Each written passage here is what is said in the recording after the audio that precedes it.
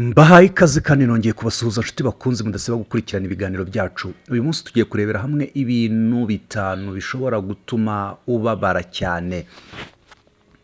Burya mu buzima ngo ibyo tunyuramo bijya bibasha gukomeretsa abantu, ariko ukwakira ibikomere biva muri ibyo bintu biba bigiye bitandukanye. Niyo mpamvu uyu munsi twakuzaniye ibintu bitanu bishobora gutuma ubabara mu buzima bwawe. Niba bishoboka rero ibi bintu, izi nama ugiye kugirwa n'impuguke mu bijyanye n'iby'imitekerereze, ushobora kubyirinda cyangwa se ugakora ikintu gishobora gutuma ubuzima bwawe burushaho kugenda neza.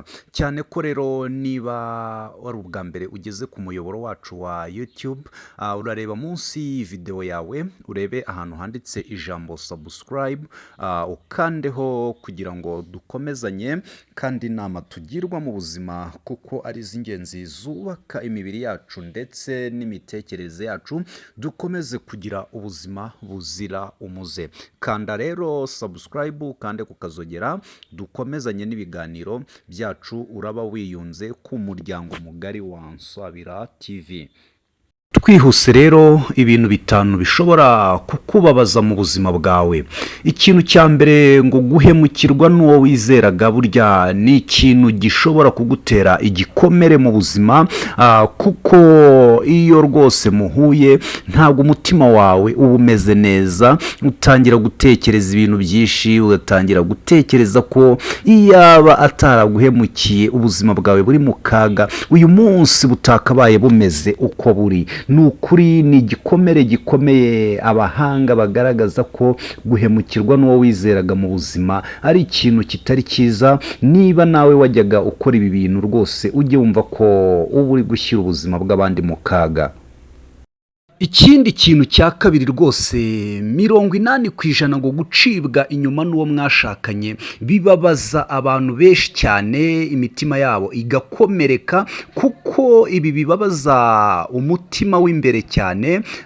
Ubushakashatsi bukomeza kuvuga ko atari byiza kuba waca inyuma uwo mwashakanye, bijyanye n'irari cyangwa se ibyo umubiri wawe ugutegeka, kuko ngo biba byiza kurinda amarangamutima yawe kugira ngo udakomeretsa cyane umutima w'uwo mwashakanye. Bivuze ko rero iki ni ikintu cyo kwirindwa cyane ndetse no kugendera kure, guca inyuma uwo mwashakanye, kuko ubushakashatsi nabwo bugaragaza ko ari kimwe mu bintu bitanu bishobora kubabaza umuntu.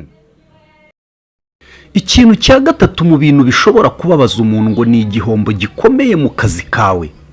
Burya ngo dukora akazi kugira ngo twunguke, ariko iyo habayeho igihombo gikabije, ngo umuntu mu mutima we akomeza kubabazwa no guterwa igikomere no kuba hari ibitagenze neza mu buzima mu byo yari yaragerageje gukora. Niyo mpamvu rero abahanga bavuga ko igihombo gikabije gishobora gutuma umuntu abaho ubuzima bwe bwose ababaye, kubera ko hari icyo yigeze gutunga bikarangira kimucitse. Ikindi rero abahanga bavuga gikunda kubabaza abantu mu buzima, ni igihe wimwe amahirwe yari akugenewe kubera igisa n'ubushobozi butari bwishi, kandi nyamara ayo mahirwe yaje ari wowe asanga. Burya rero ngo bibabaza imitima y'abantu bameze batyo, kubera ko amahirwe banze guhabwa mu buzima yasaga nk'aho abagenewe, bituma imbamutima zabo zitishimira ubuzima babayemo, kuko hari icyo batswe cy'agaciro, kandi nyamara amategeko n'amahame yagengaga guhabwa icyo kintu yatagetingaga cyangwa se yarebaga wowe. Ibyo rero ni bimwe mu bintu bikunze kubabaza abantu mu buzima. Twizera ko rero niba ari ubwa mbere ugeze kuri uyu muyoboro wacu wa YouTube, ucaho inama zijyanye n'imitekerereze abahanga batugira, urareba munsi ukore subscribe kugira ngo wiyunge ku muryango mugari. Murakoze.